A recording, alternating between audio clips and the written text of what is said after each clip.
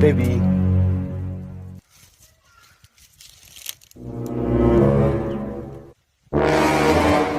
Nilo. Jezi ya Simba nilokupa wifi iko wapi?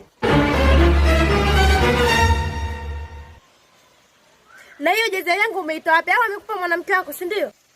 Sasa baby, mwanamke wangu yupi? Wakati mimi hii jezi nimepewa na msemaji mkuu wa Yanga, Ali Kamwe. Kanipe hii jezi nivae. Na ndo timu yangu, umeona sasa imenipendeza. Msemaji mkuu? Kwa mimi nilokupa jezi ya Simba mimi sina maana, ila wewe msemaji mkuu ndo ana maana. Sasa hivyo vitu vinatokana na wapi sasa? Unamaanisha mimi na Ali Kamwe, muone Ali Kamwe ndo ana thamani, si ndio Sikiliza, Ali Kamwe na mapenzi yetu ni vitu viwili tofauti, ushanifahamu? Mimi nimevaa hii jezi kwa mapenzi yangu tu. Nilo. Kama umeamua kuichagua hiyo jezi basi mimi nayo kuanzia leo basi. Kwa hiyo jezi ya Yanga imefanya mimi na wewe mahusiano yetu yavunjike, si ndio? Kwa nini unanipigia kibao kisa hiyo jezi? Ndio, naipenda hii jezi sasa. Sasa kama nilivyokuambia kuanzia leo mimi na wewe basi. Wewe sio umesema basi, sasa nisikilize. Mimi siwezi kuwa msaliti wa jezi yangu ya Yanga, naipenda sana timu yangu ya Yanga. Basi poa, kama ndo basi na iwe basi.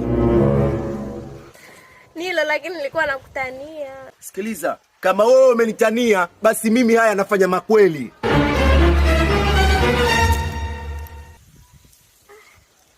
Lakini acheni masiara. Jezi za Yanga kali kuliko za Simba. Ni vile tu mapenzi.